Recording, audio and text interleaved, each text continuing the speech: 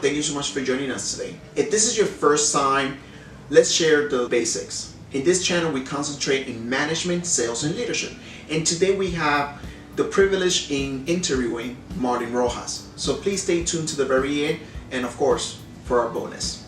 Hey Marlyn, thank you so much for joining us today once again. Thank you for having me. It's an honor to serve. Once again. Yes. Once again. As you already know, our channel is always focusing on management, sales, and leadership. Before we start diving in, I want you to share with our public a bit more about your background, where you come from. I know in our Pick a Book Sundays, you spoke briefly and you touched briefly on the surface regarding your background. But please be a bit more in depth and share what you have to say and take it from there. Sure, no pressure. But definitely, well, first of all, while you're at it, make sure you like and subscribe.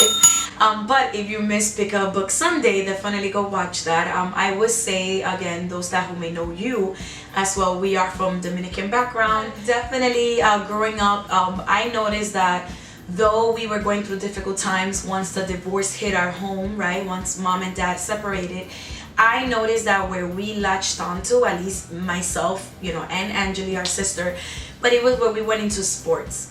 I didn't notice, but again, I notice it now. That's where our discipline started being honed in our body, in our mind, in our soul. And because of that, we had great coaches that became like mentors. We didn't realize it so much back then, but we noticed that now. They were like father figures. On top of that, we got very involved in working part-time. I was working since I was 12 years old. I remember just the same way I would see you working young, that I wanted to work as well. I actually went and started packing bags at a supermarket. Just the same way I did. Exactly. At 12, right? And it's like the big brother does it, we follow it as well. So I ended up doing that. Then the same way my sister, our sister will go ahead and get involved in, let's say, track and field. All of a sudden, I'm involved in track and field.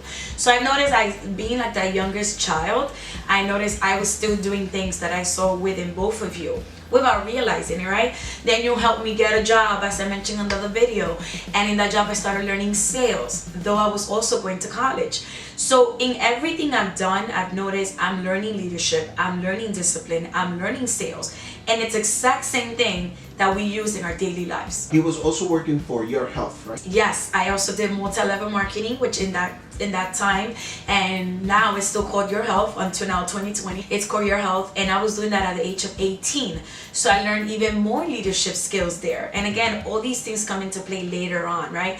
Then, of course, the many jobs that I've done admin, I've worked in banking, right? In the banking field. And all by my own, it wasn't really connections. A lot of people get into banking because they have someone to draw them in. I remember me getting out of college and saying, I'm going to spread my eggs in different baskets. So I applied to NYPD back then, just took the test, right? I was like, I'm going to become a personal banker at Chase Bank. Guys, I became a personal banker at Chase Bank. Then after Chase, I was like, I'm going to go into Bank of America. And I did. This is not a free promotion, by the way.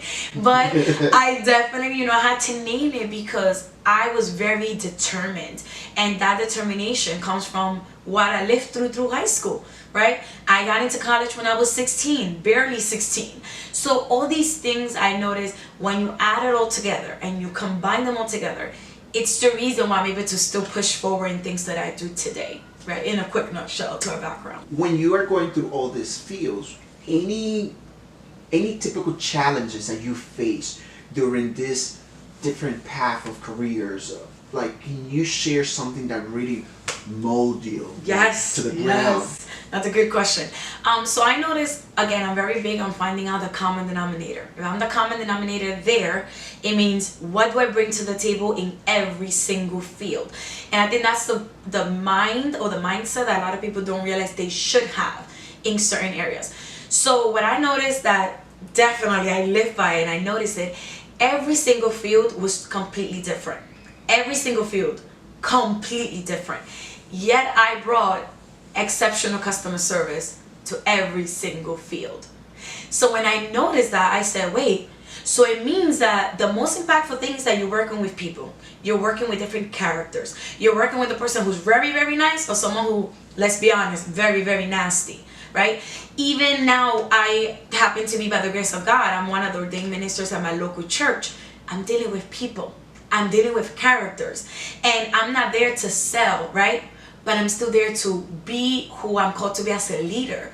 So I'm using the exact same things I learned in a regular corporate job, and I'm using it even within an organization, which people might call a religious organization, but no, the reality is principles that humans should have, but where do you learn them? So what I come to find is every single field, you have those tough people you're dealing with, but are your morals the same? So are your ethics the same? So in every field, the Marlyn that was the happy Marlyn came into work, right? The one that didn't like injustice, I would be the one like, that's unjust, I will stand up for it. I was not saying, oh, since this is a different field, let me go ahead and stay behind scenes. No, I still wanted to be exceptional in what I do. Customer service, you have to hit it with all you got. So my like demeanor was always, if I'm gonna serve here, it's gonna be with excellency. If I'm gonna go wash the toilet, I need to do it right.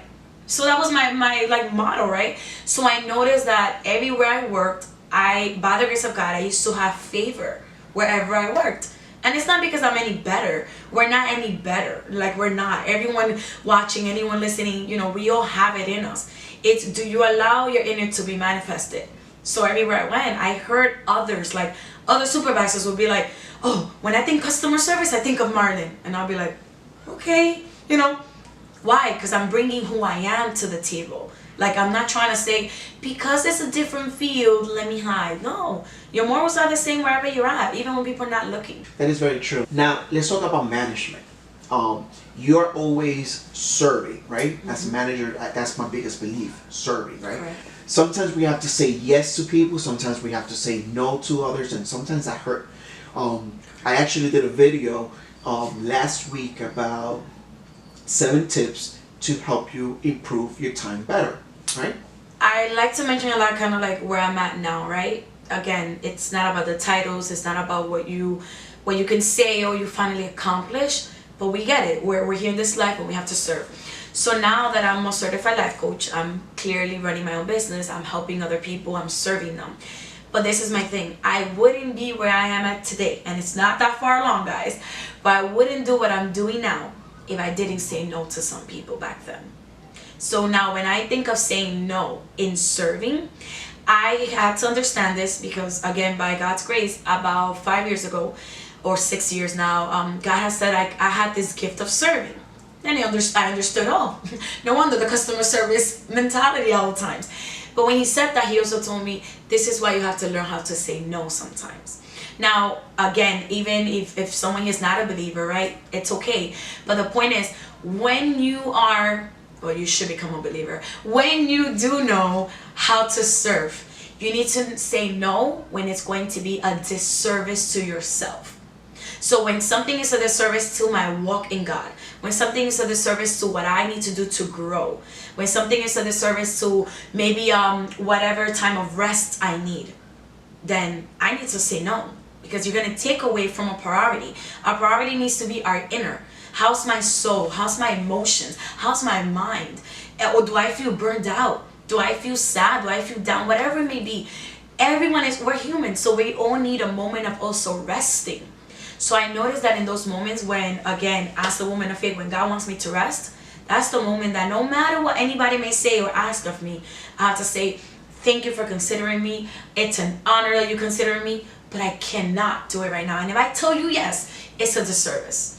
Because I want to give everything with excellency. If I want to mop right, I need to have my arms feel good to mop, right? Exactly. So everything is a disservice if I say yes. Once I noticed that, I would say because of the many no's that I have to say, even if it hurts us emotionally because we're so serving, it's the reason why now I'm able to serve a greater mass or in a greater scale. So it takes that no as a leader in certain moments, right? When in a management position. Now, talking about management, for example, when you was in the NYPD, yes, all I could think of is, where is that customer service? How do you do that? Because all I could picture is cops and the robbers. That's all I think of, right? Where are you going to provide or render customer service, right? where is that was able to be applied? And that's a great question. So thank you for that. I remember that before I even went to NYPD, you know, rolling it forward, I took the test 7 years before I became a cop, guys. Okay, 7 years. After that, it expires. The point is that when I go from banking and I'm about to switch the field of work, and I feel led by God, literally guided by Him.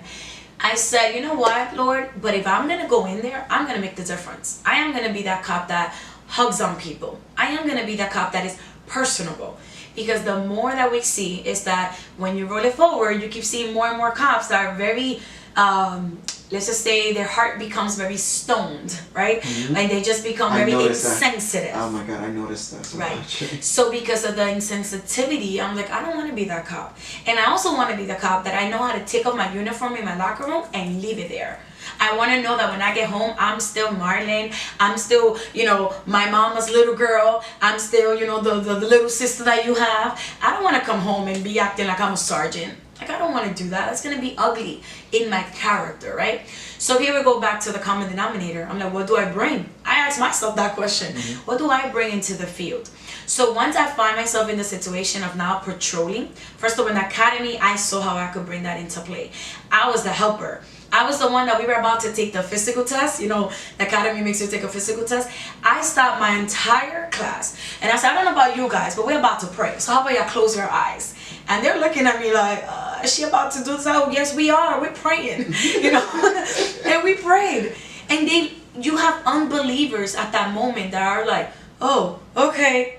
And they would shut their eyes and I prayed for them, you know. So that shows me, again, are you bold enough to do that? Because not everybody will. Do you stand for your beliefs? Do you stand for the moral, the ethics? And I was like, I'm not asking if you believe. I'm just telling you, let me pray for you. So at that moment, they're thinking, I'm about to take a test. I better let her pray for me because anything works, right? Anything come exactly. at me. Throw it. Go ahead, right? And I remember praying for them. In the same manner, we will be in the cafeteria, right, at the academy.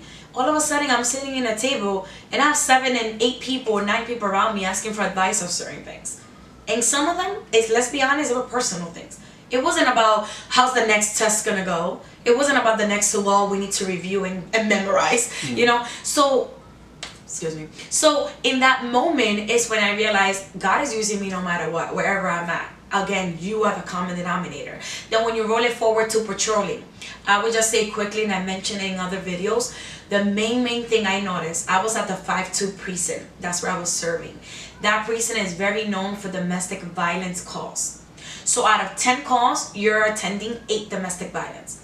So when I will arrive to a home, you know, first of all, most people that are calling are the woman, right? It's not really a man saying, hey, I'm hit, though it happens. Okay, let's be honest. But the woman that will call in, they will be crying. You will see a 3-year-old scared because the mom just got hit. So I will be that cop of like, I will come and hug them. I will come and tell them, I don't know if you believe in Jesus, but here's my address to the church. And, you know, and I would just try to be a person and not a cop. So at the same moment, I would notice whoever I was patrolling with that day, they would kind of be looking at me like. You know, that reminds me of that TV series. You should watch it. It's great. It's called The Rookie.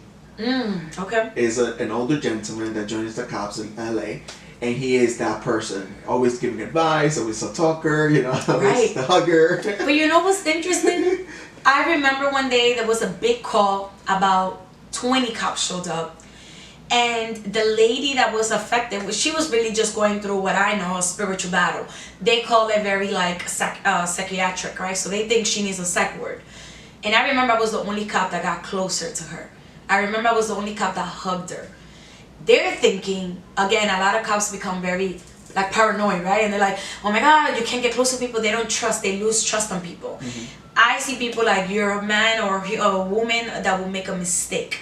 So I remember hugging her and she was just like latching on to me and she was crying. And I was like, look, I feel you. Like I know what you're going through. And I just wanted to pray for her. At that moment, I'm already praying in my head.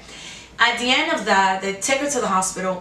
But at the end, one of my sergeants come and he's like, you know, I see that you're very good with people. He's like, I see that. And then, but then he's like, but I can't help to think of like, what if she grabs a weapon off of you, right? What if this person becomes like something evil? And I was just like, look, I know who's guarding me. I know the God I'm walking with. That's just where I was at. But all this to say that that was me almost in every call. And when I finally resigned, you must believe a lot of the people that text me after I left, they would say, I'm just sad that you left because you were so good with the people. Yeah. Customer service, guys. There you go. That's what happened. Drop the mic. Boom. Cool. Now, let's talk about sales.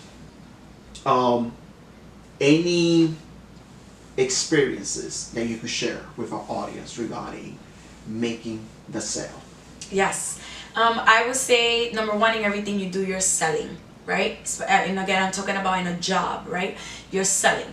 If you're a business owner, no matter what, no matter how small it is. So everything we do is sales. Again, even if it was the minimum, whatever it is a sell. We have to really get away from the mentality of not realizing that we're called to have an abundance life. Our purpose is going to be intertwined with entrepreneurship. Not everybody wants to own a business, but guess what? We all have it within us that it could be extracted in birth.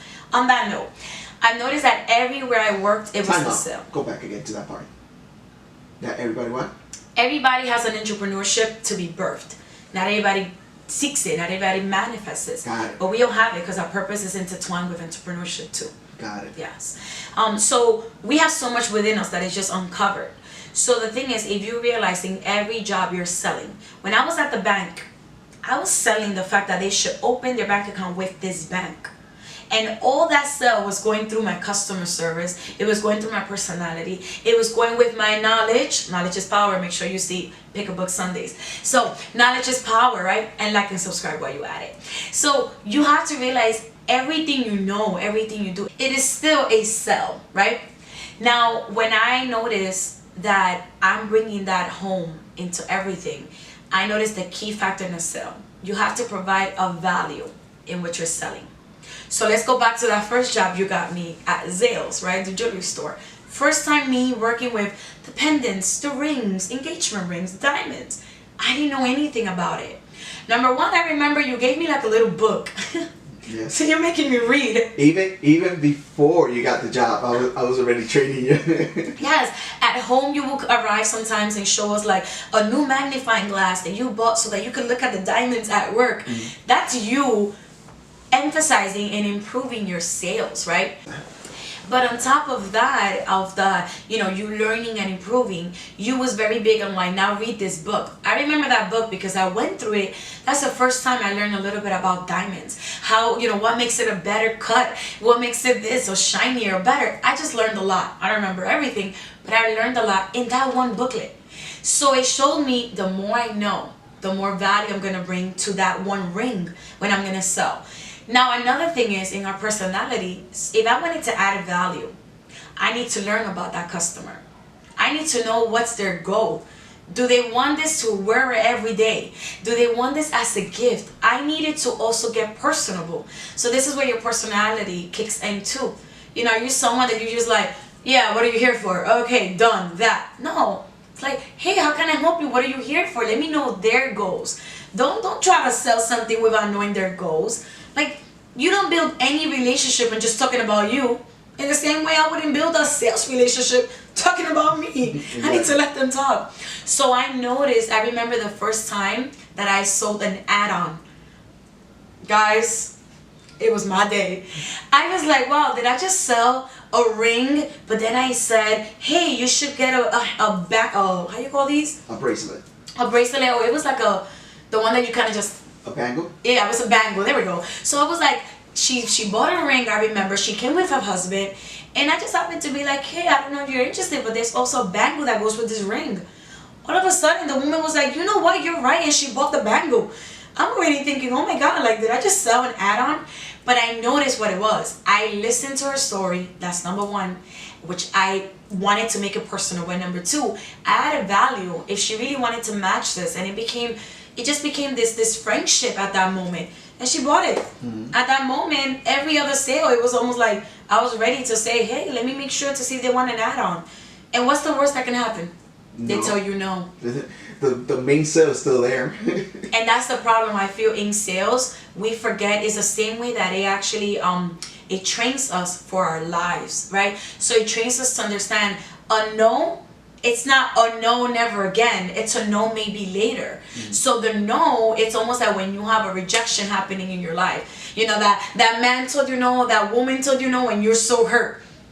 Sales is a perfect example to train that part of you. Exactly. A no, it's okay. Brother or sister, you're gonna live with a no. It's okay.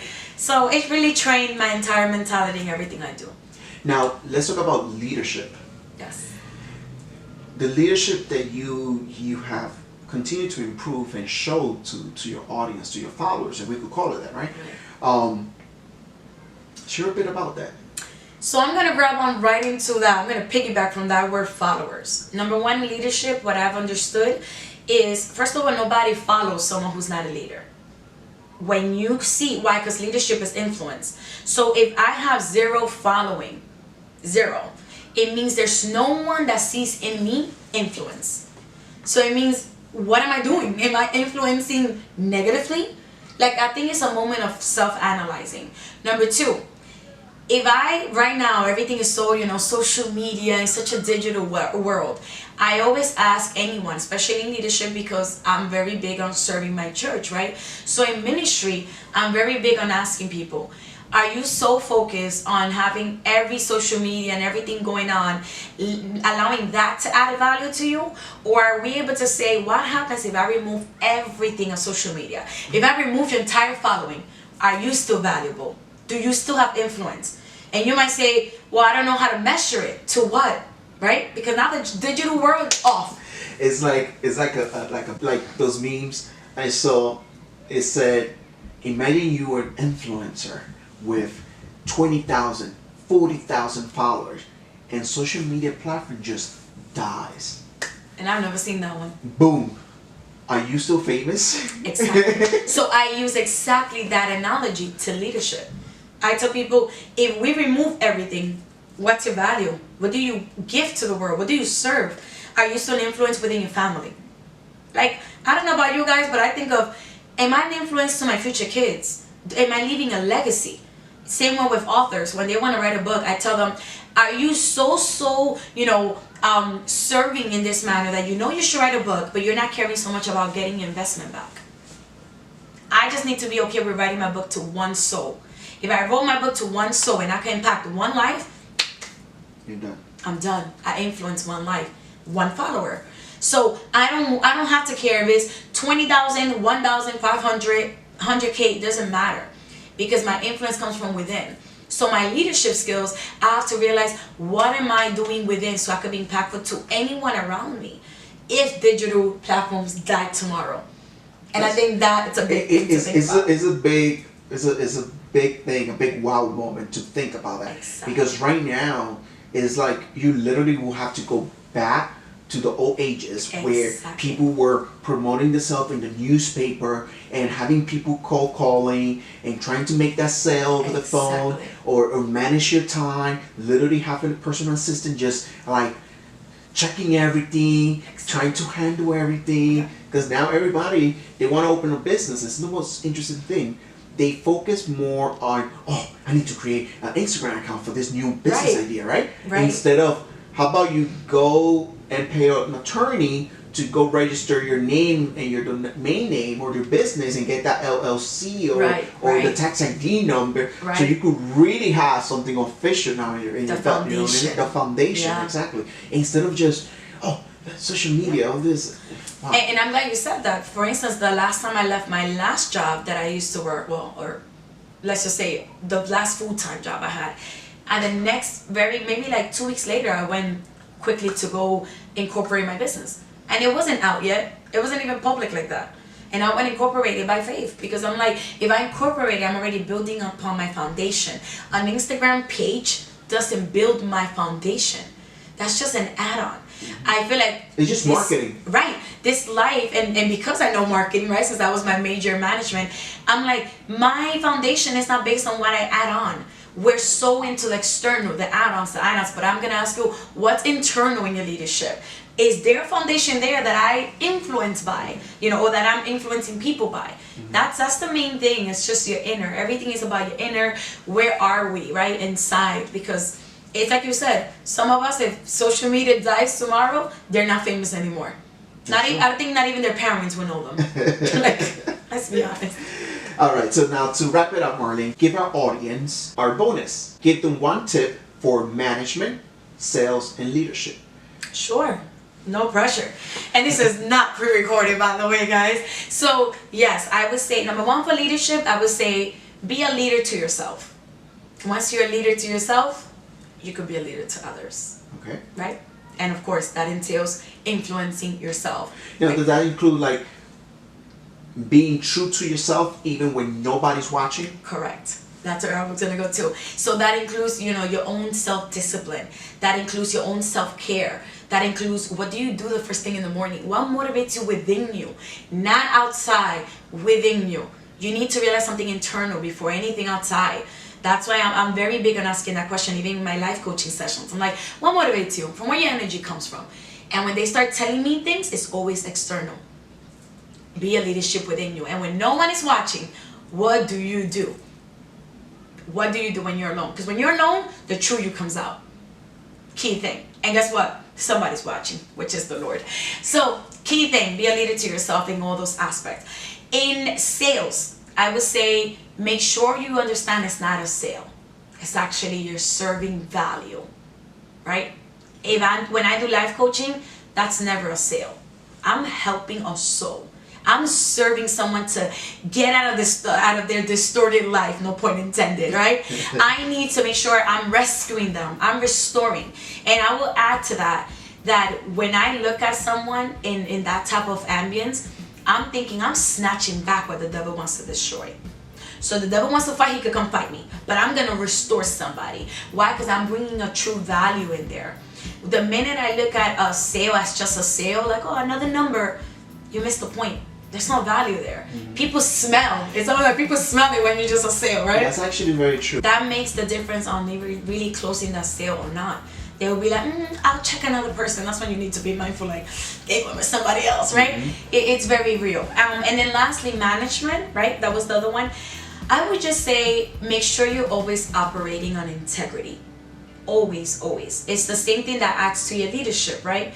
But in management, again, by God's grace, for instance, at my local church, I manage a group of about 8, 9, 10 people, right? And in everything I do, I have to do with integrity. If in any sort of way something that shows lack of integrity comes up, I go ahead and kill it right away. I go ahead and speak about it right away. You have to cut it right away. So to me, is no little white lie really exists in management. I feel like the more you're pure, the more you are a woman or a man of integrity, people are also going to see that. They're going to smell that. They're going to notice it. So I don't believe in running things with just a little bit of a lie on this side, just a little bit, or cutting corners. Like, no. In management, just give it your all and do it with integrity, and you will see how much further that takes you.